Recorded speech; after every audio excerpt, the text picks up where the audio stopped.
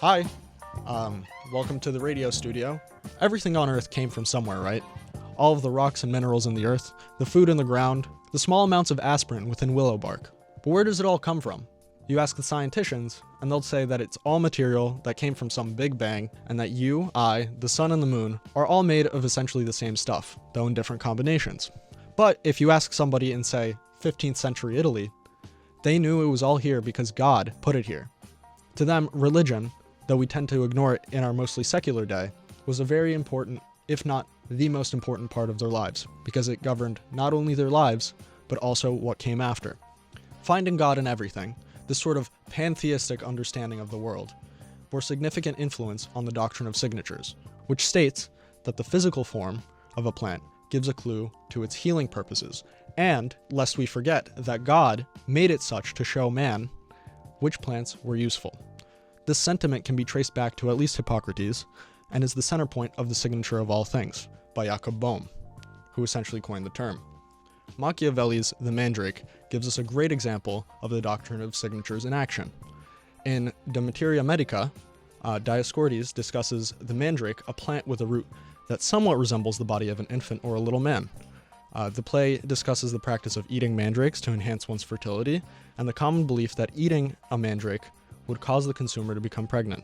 The unexplained context for this common belief was the famous doctrine of signatures, that God made the mandrake resemble a little person, so that humans would know it can help with making little people.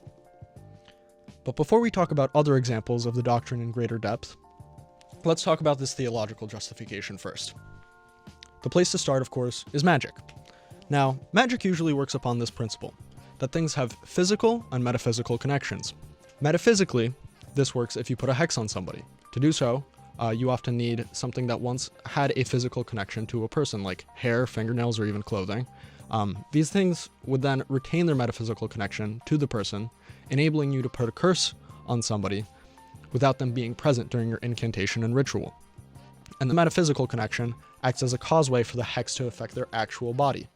The way this works with medicinal plants, then, is that if you are suffering from impotence, then somewhere there is a plant, probably very phallic in appearance, that has a certain quality imbued by God that would help with that problem by having a metaphysical connection, which you complete and enact a cure of by bringing it into your body to make the physical connection. This thinking hasn't necessarily gone away. Lots of traditional medicines and health recommendations still cling to this thinking. An example from homeopathic medicine is birthwort, an herbal supplement taken once again for fertility, used since the ancient Egyptians. Some other examples are eyebright for eye infection, hedgewoundwort as an antiseptic, liverwort for the liver, lungwort for the lungs, spleenwort for the spleen, and toothwort for the dentum. All really boilerplate stuff, which goes to show the huge sum of pharmacological cures based in the doctrine of signatures, none of which have been proven to provide the benefits they so clearly display in their forms, and many of which can be harmful if ingested in large quantities, like birthwort, which caused a string of neuropathy and renal failures when it was used in the mid-20th century as a weight loss supplement. Okay, so that's basically a lot of pseudoscience, but we can see that it is because of this metaphysical connection between the different things God created and the body parts they resemble. But that's not all to say that there's nothing going on here. As I'm sure you're aware of, or if you're not, get ready to learn something really cool. Many of the common pharmaceutical drugs we're familiar with developed from compounds initially found in plants. Willow, identified by Dioscorides in De Materia Medica, and specifically willow bark tea, has long been used as a pain relief, especially during childbirth. This works because the sap of the willow contains salicylic acid, which is used as a precursor in making acetylsalicylic acid, or as you probably know it, aspirin.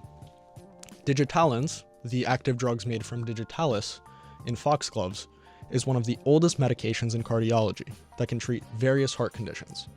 Theophylline, derived from cacao beans, is used to treat pulmonary diseases.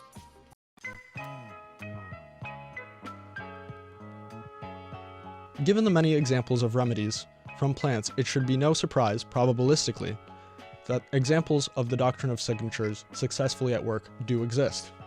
As noted by Jacob Boehme, again, in The Signature of All Things, sliced carrots look like an eye, and there's evidence that they can enhance blood flow in your eyes and marginally improve their function.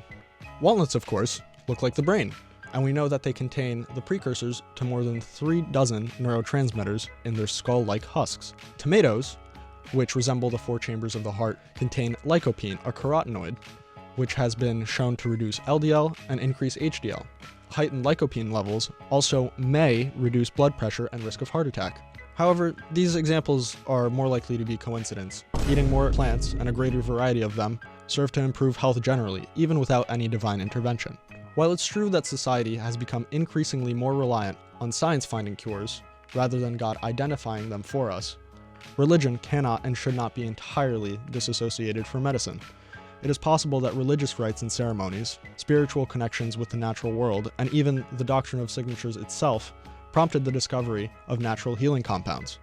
These remedies are often the foundations upon which even our most advanced medicines are based, and it's important for us to recognize this connection.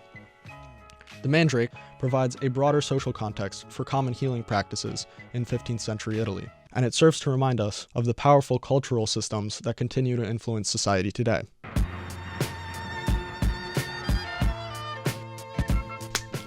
Alright, if you take away one thing from this video, it's that plants are really cool. Sorry. Thanks for watching the video. Love ya, appreciate ya. Deuces.